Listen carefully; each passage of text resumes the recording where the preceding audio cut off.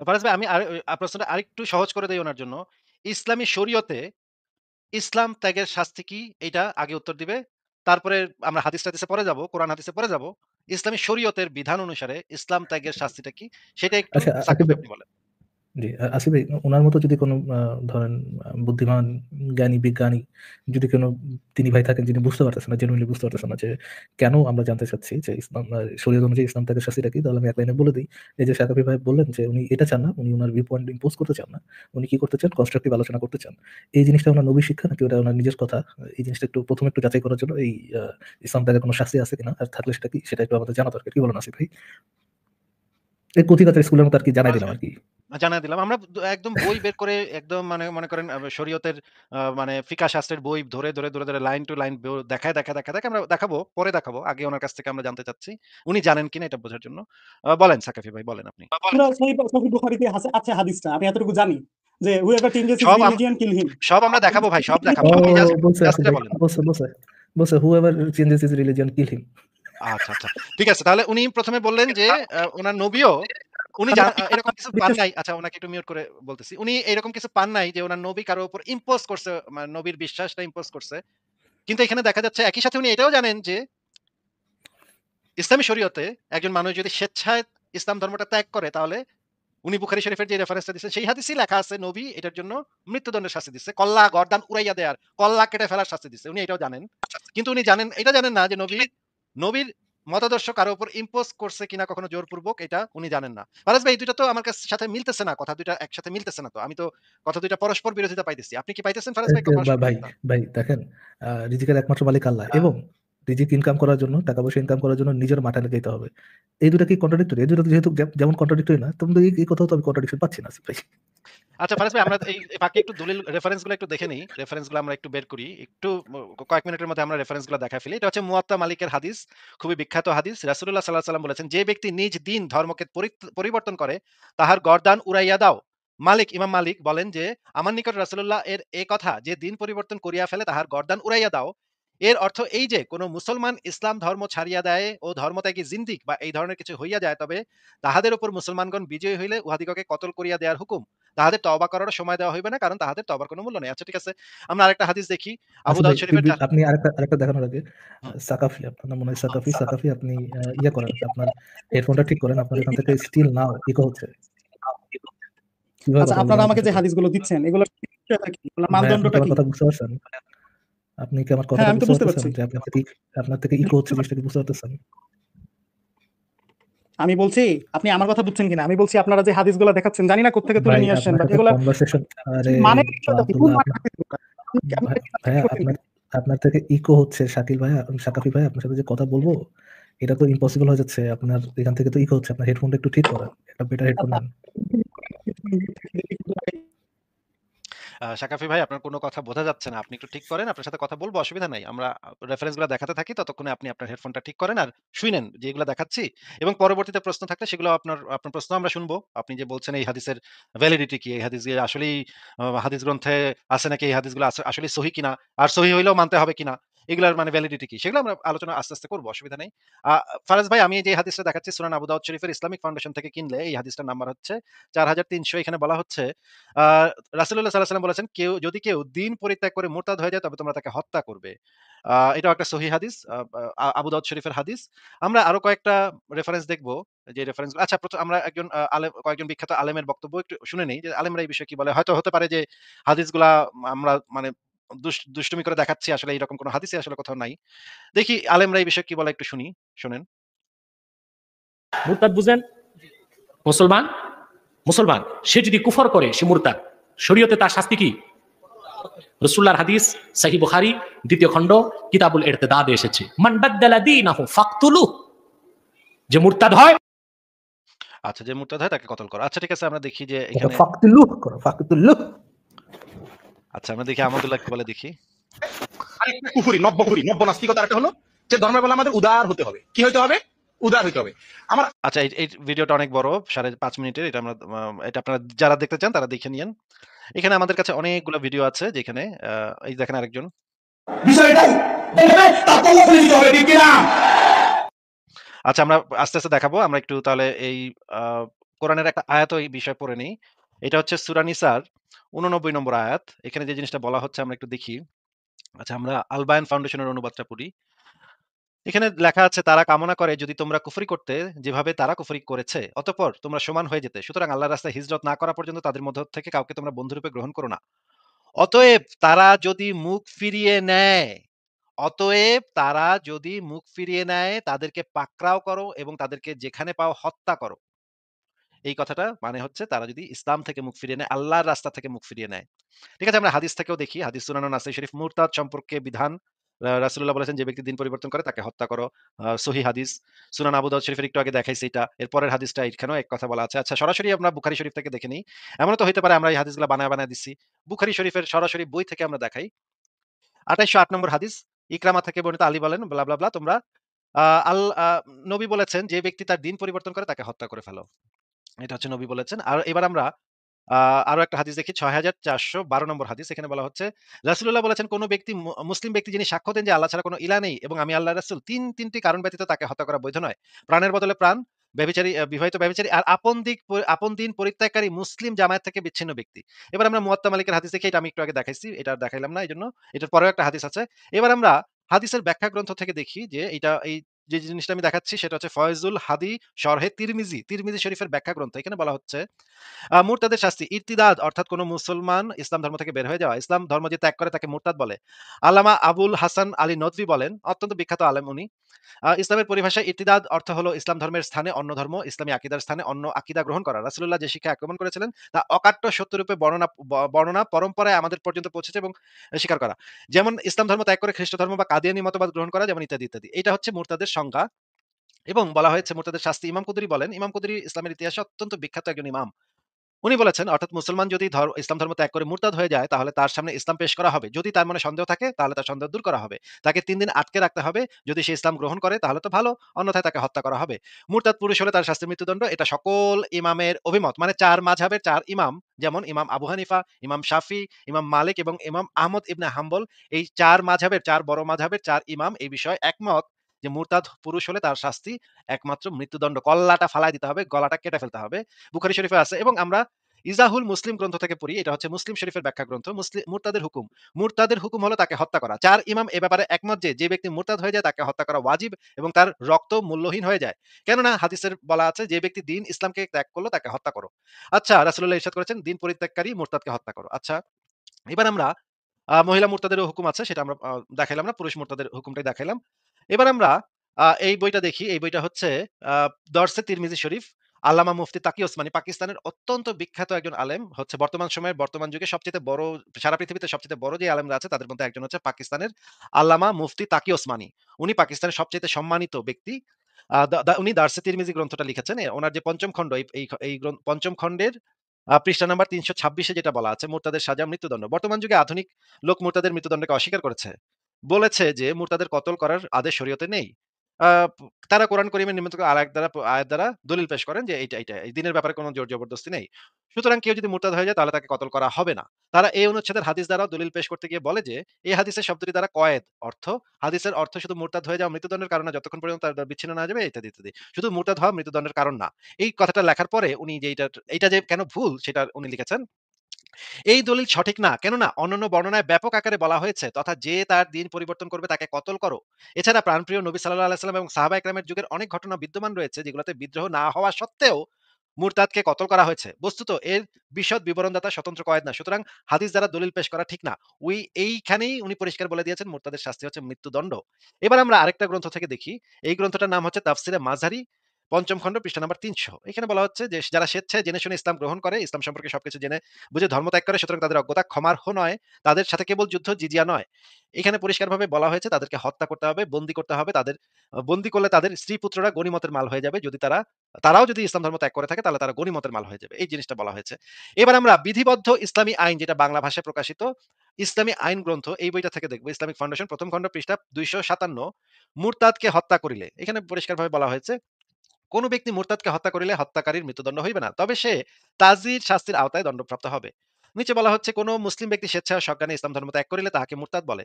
মুরতাদ যদিও ইসলাম ত্যাগ করিয়া মৃত্যুদণ্ডের অপরাধী হইয়াছে এবং তার নিজের জীবন নিরাপত্তা হারাইয়া ফেলিয়াছে। যে দেখেন, একজন মুরতাদ হইলে তার নিজের জীবনের নিরাপত্তাটা হারাইয়া যায়। এটা বলা হয়েছে এই আইন গ্রন্থে, ইসলামী আইন গ্রন্থে। তবুও বিনা বিচারে তাহাকে হত্যা করা যাবে না। অতএব যে ব্যক্তি মুরতাদকে হত্যা করিল সে সরকারের কর্তৃত্বের অবমাননা করিল। এইজন্য সে তাজির হইতে পারে একটা বকা বা একটু জরিমানা, এরকম হইতে পারে তাজিরের শাস্তি, বা একটু বেত্রাঘাতও হইতে পারে ২-১০ টা। তাজিরের আওতায় দণ্ডযোগ্য হবে। এ বিষয়ে ফকিহগণ একমত। নিচে আরো বলা হয়েছে মুরতাদ ইসলাম ত্যাগীর মিরাস।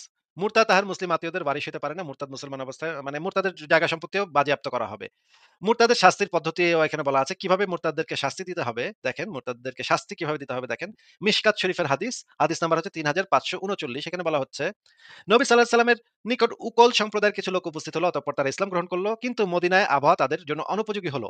অতএব তিনি তাদেরকে সাদাকা উটিনির নিকট গিয়ে দুধ ও প্রস্রাব পানের নির্দেশ দিলেন। ফলে তারা নির্দেশ পালনার্থে সুস্থ হয়ে উঠল। কিন্তু তারা সুস্থ হয়ে মুরতাদ হয়ে গেল এবং তারা রাখালদের হত্যা করে উটগুলো হাঁকিয়ে নিল। তিনি নবী সাল্লাল্লাহু আলাইহি সাল্লাম এ সংবাদ শুনে তাদের পেছনে লোক পাঠালেন। মানে মুহাম্মদ ওই গোত্রের লোকদের পেছনে লোক পাঠাইলো। অতঃপর তাদেরকে ধরে আনা হলে তাদেরকে দুহাত ও দুপা কেটে ফেললেন। মানে মুহাম্মদ তাদের দুহাত এবং দুপা কেটে ফেললেন এবং তাদের চোখ ফুঁড়ে দিলেন। তারপর তাদের রক্তক্ষরণ স্থলে দাগালেন যাতে তারা মৃত্যুবরণ করে। অপর বর্ণনাতে আছে, লোকেরা তাদের চোখে লৌহ শলাকা মানে গরম লোহার শলাকা দিয়ে মুছে দিল, মানে গালায় দিছে চোখগুলা। অন্য বর্ণনাতে আছে, তিনি সাল্লাল্লাহু আলাইহি সাল্লাম লৌহ শলাকা আনার হুকুম করলেন, যাকে গরম করা হলো এবং তাদের চোখের উপর মুছে দেওয়া হলো, মানে চোখগুলা গালায় দেওয়া হলো। অতঃপর তাদেরকে উত্তপ্ত মাটিতে ফেলে রাখলেন। তারা পানি চাইলো, কিন্তু তাদেরকে পানি পান করানো হয়নি। পরিশেষে তারা করুণ অবস্থায় মৃত্যুবরণ করলো। এইটা হচ্ছে মুরতাদের শাস্তি। এই যে দেখেন, মুরতাদ ও গোলযোগ কারীকে হত্যা করা প্রসঙ্গে এই চ্যাপ্টারে এটা আছে। এবং এই শাস্তিটা কিন্তু এই রাখালকে হত্যা করার জন্য বা উট চুরি করার জন্য কিন্তু হয় নাই। সেটা আমরা কোথায় পেলাম? সেটা আমরা পেলাম উপরের এই হাদিসটাতে। সুনান নাসাই শরীফের ইসলামিক ফাউন্ডেশন থেকে প্রকাশিত ৩০৭ নম্বর হাদিসে যেটা বলা আছে, এই যে এই বেদুইন দেখেন, এই বেদুইন উপস্থিত হয়ে ইসলাম কবুল করলো, মদিনায় প্রবেশ করার উপযোগী হলো না। এই যে একই ঘটনা উকল গোত্রের। এইখানে জিজ্ঞেস করা হয়েছিল, আমিরুল মুমিনিন আব্দুল মালিক আনাস এর কাছে হাদিস শুনে তার কাছে প্রশ্ন করলেন, এ শাস্তি কি কুফরের জন্য না পাপের জন্য? একজন জিজ্ঞেস করতেছিল, সাহাবী জিজ্ঞেস করতেছিল, আচ্ছা এই যে নবী যে এই শাস্তিটা দিচ্ছে, এই হাত পা কেটে গরম বালিতে ফেলে রেখে গরম লৌহ শলাকা দিয়ে চোখ গালায় দেয়া, এই শাস্তিটা কি কুফরের জন্য ছিল নাকি তাদের পাপের জন্য, মানে রাখাল মারা বা উট চুরি করার জন্য হয়েছিল? তিনি উত্তর দিলেন, কুফরের জন্য, মানে এই ইসলাম ত্যাগের জন্য এই শাস্তিটা দেয়া হয়েছিল। এই শাস্তিটা মুহাম্মদ কি শাস্তি দিয়েছিলেন আবার একটু দেখে নিই। হাত ও পা কেটে ফেললেন এবং তাদের চোখ ফুঁড়ে দিলেন। তারপর তাদের রক্তক্ষরণ স্থলে দাগালেন যাতে তারা মৃত্যুবরণ করে। অপর বর্ণনাতে আছে, গরম লৌহ শলাকা তাদের চোখ চোখ গালায় দেয়া হয়েছিল। এটা হচ্ছে নবী মুহাম্মদ নিজে উপস্থিত থেকে নিজে এই শাস্তিটা প্রয়োগ করেছিলেন নবী মুহাম্মদ। ফারাজ ভাই উনি বলতেছিলেন যে এই শাস্তিটা কিন্তু ইসের জন্য, চুরির জন্য বা ডাকাতির জন্য বা খুনের জন্য দেয়া হয়নি। এটা দেয়া হয়েছিল ইসলাম ধর্মটা ত্যাগ করার জন্য দেয়া হয়েছিল। তাহলে ফারাজ ভাই আপনি যে শুরুতে বললেন যে মুহাম্মদ তার মতাদর্শটা চাপায় দেয় কিনা, ইম্পোজ করে কিনা আরেকজনের উপরে, এটার সাথে তো এটা কিছুতেই মিলতেছে না ফারাজ ভাই। আমি তো কিছুই বুঝতে পারছি না। উনি বললেন যে নবী নাকি না, আসিফ ভাই উনি হয়তো চোখ গালা দিচ্ছেন, মেরে ফেলছেন, কিন্তু এটা তো ইসলাম গ্রহণ করতে তার বাধ্য করে নাই। আমি ও কি তাই? অ্যান্সার দিব? তাই? হ্যাঁ, সাকাফি ভাই আপনি অ্যানসার দেন। হ্যাঁ, সাকাফি ভাই। আরে ভাই কি বাল এটা, আরে ভাই কি বাল ভাই, কি আমরা কেন আলোচনা করবো এই বালছালের সাথে? ভাই আচ্ছা সাবির ভাই একটা হেডফোন না? সাকাফি ভাই আপনার তো একটা ভালো হেডফোন লাগবে ভাই আলোচনা করতে গেলে। এই হেডফোন দিয়ে তো ভালো হবে না। আপনার তো মানে কথা বোঝা যাচ্ছে না। আমরা তো শব্দ শুনতে পাচ্ছি। সাকাফি ভাই আমরা নানা ধরনের রেফারেন্স সাউন্ড সহ শুনতে যে পাচ্ছি। কথা আপনি বললেন, কাকে কিভাবে কোথায় নির্যাতন করা হয়েছে, কখন করা হয়েছে, কে করেছে, আমাদেরকে তো নামগুলো দিলেন না, স্থানগুলো দিলেন না। তাহলে আমরা আপনাদের এই কথাগুলো কেন বিশ্বাস করবো? কয়েকজন মানে বলেছে তাই মানে আমরা কি অন্ধবিশ্বাসী বা এরকম কিছু? ও আচ্ছা, এটা এগুলো নাস্তিকরা লিখছে নাকি? এগুলো করা হয়েছে। ও ভাই হাদিসের কিরে ভাই কি অবস্থা, এত ই কইলে কেমনে কথা বলবো ভাই? হাদিসের অথেন্টিসিটি এখন থেকে ভাই ইয়ের উপর ডিপেন্ড করবে না, হচ্ছে আপনার সনদ মতনের উপর না। কিসের উপর ডিপেন্ড করবে ভাই? নামের উপর ডিপেন্ড করবে। কিসের উপর ভাই? এই স্থানের উপর ডিপেন্ড করবে ভাই, বুঝতে পারছেন? তাহলে পটেনশিয়ালি আপনারা কোরআন হাদিস এগুলো সব মেনে নিলে হ্যাঁ ভাই, হ্যাঁ ভাই, ভাই এ তো একেবারে হাসান সুনাহাগা ভাই, সুনাহাগা লেভেল, হাসান ভাই, একেবারে এক্সট্রিম লেভেলের সুনাহাগা। যা কইছেন 100%, Lo que suena a Gabriel con Atin, tú me dices, একেবারে সঠিক কথা বলছেন। যেহেতু যেহেতু আপনার শিশুসুলতানা নবীর হাদিস আমরা দেখাইছি, তার মানে কি, আর ওটার মধ্যে তো জায়গার নাম লেখা নাই, ওটার মধ্যে তো ইসের নাম লেখা নাই, নাম লোকের নাম দেখা নাই, সেহেতু একমাত্র লোকের কনক্লুশন কি বয়স তো আমরা এটা ফারাজ ভাই মাইনা ওই লোকগুলা কত বছর বয়সে ছিল তাও তো লেখা নেই, তাহলে মানবো কেন? না। এই জন্য এটা আমরা যেহেতু আপনাদের রেফারেন্স আপনাদের দেখাইতেছি, তার মানে কি আমরা মাইনা নিলাম যে যে যা যা বলেছে সব সব সত্য। এখন ওটার মধ্যে যদি লেখা থাকে যে নবী হচ্ছে গাদার পিঠা করে আসমানের কাছে, এটাও সত্য বলে না। ফারাজ ভাই আমি আপনাকে একটা কথা জিজ্ঞেস করতে চাই। মনে করেন এক সুনাহাগা হিন্দু ব্যক্তি এসে আমাদের লাইভে এসে বলতেছে যে, "ভাই আপনারা হিন্দু ধর্ম বিশ্বাস করেন না কেন?" আমরা তাকে বললাম যে, "তোগো হিন্দু ধর্মে তো খাইস্টা, খাইস্টা কথা লেখা। তোগো কৃষ্ণ নাকি ১৬,০০০ বিবি রাখতো। এটা তো লুচ্চা। এই কৃষ্ণ তো লুচ্চা ছিল।" তখন বলল, "এই কথা যে কইলেন, কই পাইলেন আপনারা এই কথা?" তখন মনে করেন আমি একটা হিন্দু ধর্মের একটা কিতাব বের করে দেখাইলাম যে, "দেখ এই বেটা, এই যে তোদের ধর্মগ্রন্থে লেখা আছে তোদের কৃষ্ণ লুচ্চা কৃষ্ণ ১৬,০০০ সখী নিয়া ঘুরতো।" ফারাজ ভাই এইটা দেখানোর মাধ্যমে কি তাইলে তো আমি হিন্দু হয়ে গেলাম, তাই না? হ্যাঁ, হ্যাঁ, বিশ্বাস করলেন না, আমি তো মাইনা বিশ্বাস লইলেন করে না, নিলাম কি করে? নাকি? ওয়াও ভাই ফ্যান্টাস্টিক যুক্তি ভাই। এত বুদ্ধি মুমিনের কেমনে মাথায় আইলো? আমি তো শাকিল ভাই, হতবাক। আল্লাহর রাস্তায় একটা আপনার পাশে যেই দিনী ভাই বসে আছে, তার তো একটা হেডফোন নেন, ভালো একটা হেডফোন নেন, না হয় এই একটু লাখ সূরা ইখলাস বিখলাস পড়ে একটু ফু দেন আপনার হেডফোনের মধ্যে, তারপর যদি একটু কাজ করে। আচ্ছা ফারাজ ভাই আপনাকে ততক্ষণে আরেকটা প্রশ্ন করতে চাই। মনে করেন আমি আপনাকে ২য় বিশ্বযুদ্ধের একটা ঘটনা বলতেছি যে হিটলার এত মানুষকে হত্যা করছে। তখন আপনি বললেন, "ভাই এই কথা যে কইলেন এটা কই পাইলেন আপনি?" আমি তখন মনে করেন হিটলারের লেখা একটা বই আইনা আপনাকে দেখাইলাম। 'মাইন কাম্ফ' বইটা আইনা আপনাকে দেখাইলাম। হিটলারের 'মাইন কাম্ফ' বইটা থেকে আমি বের করে দেখাইলাম। মাই ইসলামের মানে মাই জিহাদ বইটা বাই করে দেখালেন আর কি। হ্যাঁ, হ্যাঁ। মানে হিটলারের লিখিত 'মাই জিহাদ' আরকি। হিটলার যেটা জার্মান ভাষায় 'মাই জিহাদকেই ট্রান্সলেট করছে। তাই তার বই থেকে আমি এনে দেখাইলাম আপনাকে, এই যে দেখেন ফারাজ ভাই হিটলার লিখছে তার বইতে যে সে ইহুদিদেরকে ঘৃণা করে, ইহুদিদেরকে মারতে চায়, ইহুদিদের সম্পর্কে খারাপ, খারাপ কথা দেখেন। ফারাজ ভাই এই রেফারেন্সটা দেখানোর মাধ্যমে তো তাইলে আমি হিটলারের হিটলারের মতাদর্শে বিশ্বাসী নাৎসি হয়ে গেলাম নাকি ফারাজ ভাই? এখন যেহেতু সাকাফি ভাইয়া কইছে, শুনলাম আর মানলাম। আচ্ছা ফারাজ ভাই আরেকটা। মনে করেন আমি আপনাকে বললাম যে ভাই হিন্দু ধর্মের ভিতরে তো অনেক কুসংস্কার, ওদের বর্ণবাদ আছে, ওদের ভিতরে জাতপাত প্রথা আছে। তখন আপনি কইলেন, আসিফ ভাই এটা কই থেকে আপনি কেন এটার প্রমাণ কি? আপনি এই কথা কইতেছেন? তখন আমি মনে করেন আপনাকে উপনিষদ বা বেদ থেকে বা মনুসংহিতা থেকে একটা আইনা দেখাইলাম যে, এই যে দেখেন ভাই হিন্দু ধর্মে এই বিধানটা দেয়া আছে যে জাতপাত প্রথা। কিছু লোক হচ্ছে ব্রাহ্মণ, কিছু লোক হচ্ছে শূদ্র। দেখেন ভাই এই গ্রন্থে লেখা আছে মানুষকে এরা ভাগাভাগি করছে। মানুষের ভিতরে জাতপাত প্রথা মানে করছে তারা। এই যে দেখেন এই বইতে আছে। ফারাজ ভাই এই বইটা দেখানোর সাথে, সাথে তো আমি জাতপাত প্রথাতে বিশ্বাসী হয়ে গেলাম, তাই না? 100% নো ডাউট অ্যাবাউট ইট। ওরে! সোনা ভাই ছোট্ট সোনা চাঁদের কোনা এটা একটু দেন না ভাই। লক্ষ্মী সোনা যাদের কোনা টুনটুনি ঝুনঝুনি। কি একটা অবস্থা ভাই! কি একটা অবস্থা! সাকাফি ভাই আপনার কি মাইক্রোফোন ঠিক হইছে? একটু ভাইবে বলেন ভাই, একটু মগজটা খাটায় বলেন। মুহাম্মদ সম্পর্কে যখন আমরা আলোচনা করব, তখন আমরা কি ইয়ে নিয়ে আলোচনা করব? মানে কি রেফারেন্সেস নিয়ে আলোচনা করব? আপনাদের যেই দাবি সংক্রান্ত যেগুলো দাবি আছে, কোরআন হাদিস মাদিসের যে দাবিগুলো আছে, এটা নিয়ে তো আমাদেরকে আলোচনা করতে হবে। ধরেন আম ওই জিনিসগুলো যদি বাদ দেই, তাহলে তো ইসলামের মোস্ট অফ দ্যা জিনিসই বাদ। এবং এইটার তো ইমপ্যাক্ট আপনার পেডোফাইল নবী কি করেছিল, সেগুলোর ইমপ্যাক্ট তো এখনো ইসের মধ্যে আছে, পৃথিবীতে আছে। এখনো মাদ্রাসায় থেকে শুরু করে সব জায়গায় এই জিনিস শেখানো হয়।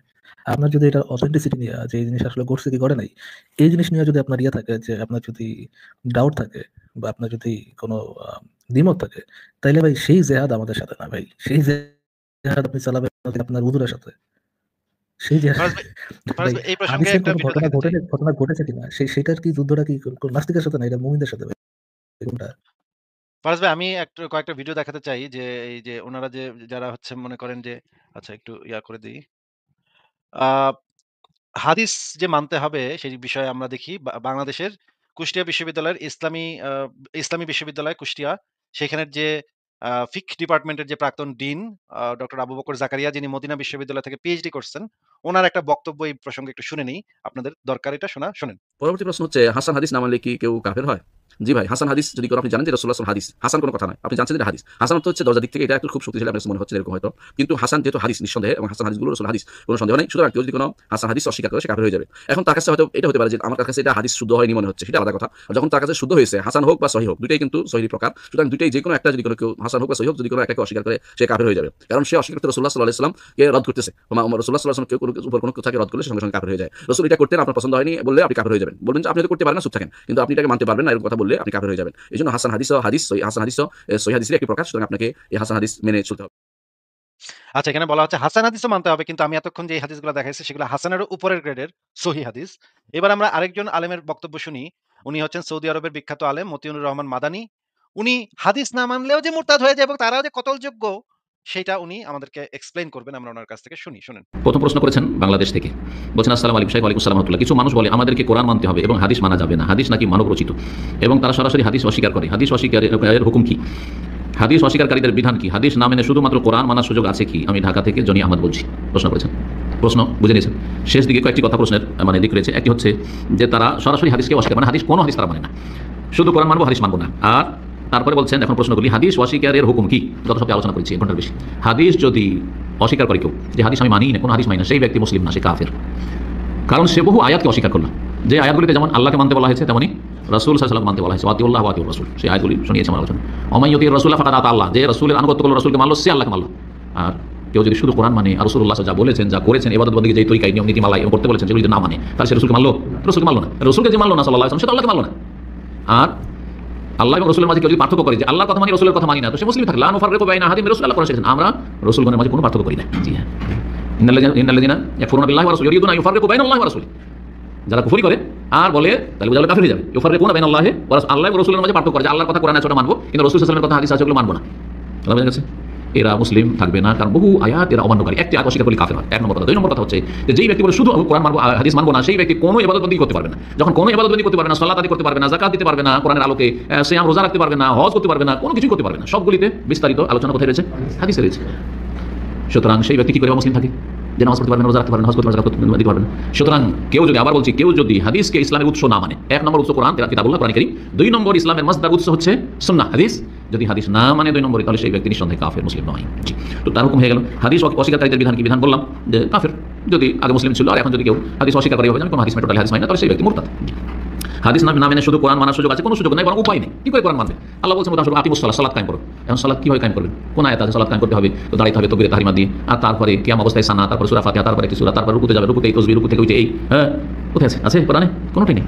তো তাকবীরে তাহরিমা দিয়ে শুরু হবে, সালাম ফিরে শেষ, কোনোটাই নেই তাহলে। জি হ্যাঁ, সুতরাং এরকম কোনো সুযোগ নেই, বরং উপায় নেই। আল্লাহ রাব্বুল আলামিন আমাদের সকলকে হেদায়েত করেন, হেদায়েত করে রাখেন। আর যারা বিভ্রান্ত হয়েছে তাদের জন্য হেদায়েতের আশা রাখি, দোয়া করি। আর হেদায়েত যদি না হয় তো এইসব বাতিলপন্থীদের অনিষ্ট থেকে আল্লাহ রাব্বুল আলামিন মুসলিম উম্মাহর যেন হেফাজত করেন, এবং সব বাতিলপন্থীদেরকে আল্লাহ যেন নিশ্চিহ্ন করেন, নির্মূল করেন।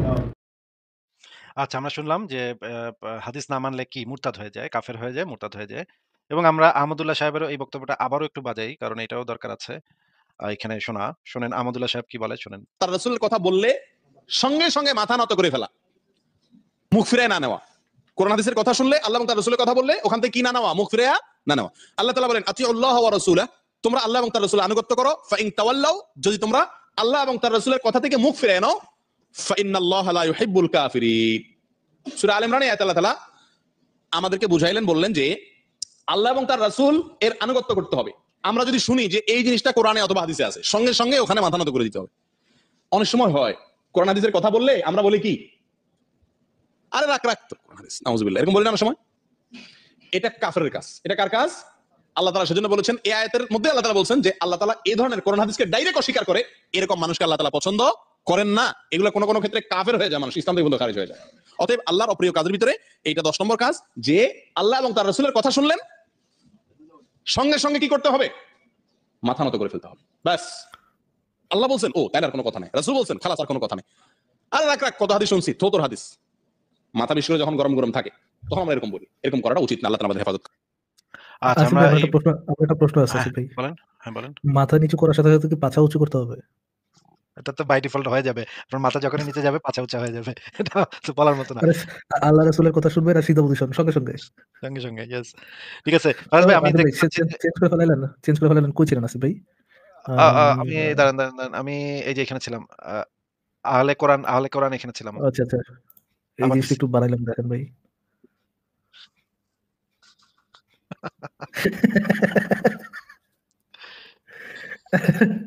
এভারেস্ট চুনাহাগা। এটা হচ্ছে আগের মুভমেন্টের ইয়া। আচ্ছা, আমরা এই যে এই ব্যক্তি মানে আবার আসছে, ওনাকে একটু যুক্ত করি, দেখি। সাকাফ, আপনাকে যুক্ত করা হয়েছে, আপনি কি শুনতে পাচ্ছেন? সাকাফ, আপনাকে যুক্ত করা হয়েছে, আপনি কি শুনতে পাচ্ছেন? গাড়ি শুনে যাচ্ছি, ধোয়া টোয়া কথাবার্তা বলতেছেন। হ্যাঁ, আমি তো শুনতে পাচ্ছি আপনার কথা, শুনতে পাবো না কেন? আপনার কথা তো পরিষ্কার বোঝা যাচ্ছে না। আপনার প্রথম অংশটুকু কেটে গেছে। আবার একটু শুরু থেকে বলেন। আচ্ছা, আমি নন মুসলিম কিছু রেফারেন্স দিয়ে আপনাদের রেফারেন্স কি দিয়ে করে করেন এটা? অ্যাপোস্ট্রফির যে ইয়াটা আর্গুমেন্টটা আমি এটাকে লজিক্যালি প্রুফ করে দিতে পারি। সেটা পরে করেন, কিন্তু যদি আপনাকে যে জিনিসটা শুরুতে দেখানো হয়েছে, আপনি বলেছিলেন যে আপনার নবী একটা কারোর উপর তার বিশ্বাসটা ইম্পোজ করতো না। সাকাব সাহেব, আপনাকে যে প্রশ্নটা করা হয়েছে সেটা হচ্ছে, আপনি বলেছিলেন আপনার নবী নাকি কারো উপর তার বিশ্বাস, তার মতাদর্শ ইম্পোজ করতো না। কিন্তু আমরা দলিল প্রমাণ বের করে দেখলাম আপনার নবী সেগুলা করতো। আপনার নবী মানুষকে হত্যা করতো, হাত পা কেটে ফেলতো, চোখ গালায় দিত এবং নির্মমভাবে হত্যা করতো ইসলাম ধর্ম ত্যাগ করার অপরাধে। এখন আপনাকে প্রশ্ন হচ্ছে যে এটা কি আপনার নবী নবী হিসেবে করতো না রাষ্ট্রনায়ক হিসেবে করতো? ভাই কি বাল হিসেবে করতো তা তো জানি না, কিন্তু আপনার নবী তো করতো, সেটা তো সত্য নাকি? এখন যদি আপনি বলেন যে সে কি আয়েশার স্বামী হিসেবে করতো, নাকি হাফসার স্বামী হিসেবে করতো, নাকি খাদিজার হাজবেন্ড হিসেবে করতো, নাকি মারিয়া কিপ্তিয়ার মালিক হিসেবে করতো, নাকি ইব্রাহিমের বাবা হিসেবে করতো, ভাই কি হিসেবে করতো তাদের আমার কি যায়, কি বালটা যায় আসে? আমার বালটা যেটা যায় আসে সেটা হচ্ছে সেটা করতো কি করতো না। সেটা সে করতো, সেটা আমরা প্রুফ করেছি যে আপনার নবী এই কাজগুলা করতো। এখন আপনি বলেন যে আপনার নবী, যে আপনি যে বলেছিলেন আপনার নবী এই কাজগুলা করতো না। আমরা তো না, দলিল আপনি প্রমাণ প্রুফ করেন দেখলাম। নাই। আপনি গুটি কয়েক মানুষের ব্যক্তিগত মতামত দিয়ে প্রুফ করতে চাচ্ছেন। আপনি তো সহিহ কোনো হাদিস আমাকে দেখান হাদিস নাই এ মানে পর্যন্ত। সহি হাদিস সবই দেখানো হয়নি? সহি ব্যক্তিগত হাদিস দেখানো, সহি হাদিস একজন দেখানো হয় নাই? আলেম ওলামার কথা বলে আপনি সহি আমাকে হাদিস এই দেখানো হয় বিষয়গুলো নাই? করতে পারেন না। আচ্ছা, একটু আর আগে সহিহ হাদিস একটু দেখালে আপনি কি আমরা ভাই সহিহ কি হাদিস বাল কথা, কি কথা বলবো? কথার অর্ধেক বোঝা যায়, অর্ধেক বোঝা যায় না। কি কথা আচ্ছা বলবো ভাই? সাকাব, আপনি একটু আমাদেরকে বলেন তো যে বুখারী শরীফে কয়টা সহিহ হাদিস আপনারা আছে, কয়টা মানে জাল হাদিস আপনারা আছে বলেন তো একটু। কিভাবে জাস্টিফাই করেন? সাকাব, আপনাকে জিজ্ঞেস করেছি বুখারী না, শরীফে কয়টা সহিহ হাদিস এবারের আছে? কথা বলার ইচ্ছা নেই ভাই। এবারের কথা বলার ইচ্ছা নেই ভাই। হুদাই আপনারা জাল কিভাবে জাস্টিফাই ভাই, ঠিক আছে। সাকিব ভাই, আমার একটা প্রশ্ন আছে আপনার কাছে। ভাই নাশ করতে পারেন? রাখো ভাই, দূর। আপনার বেদবি বলছেন, বাট আপনার হচ্ছে হেডফোনের সমস্যা। ভাই pure West of time. Last একজনের সাথে কথা বলে শেষ করে দেন আসলে ভাই। আমরা ব্র্যাক নাকি করার কোনো সহিহ দরকার হাদিস নেই। দেখাই নাই নাকি? ফারাজ ভাই, মানে চিন্তা করছেন কত বড় বাটপার হয় মুমিনরা, কত ভাই, বড়। এটা তো বাটপার, এটা তো প্রথমে এসে বোঝা গেছে যে ভাই কোন লেভেলের বাটপার। প্রথম কথাতেই বোঝা গেছে। নেন ভাই, নতুন একজনকে নেন, নিয়ে আজকে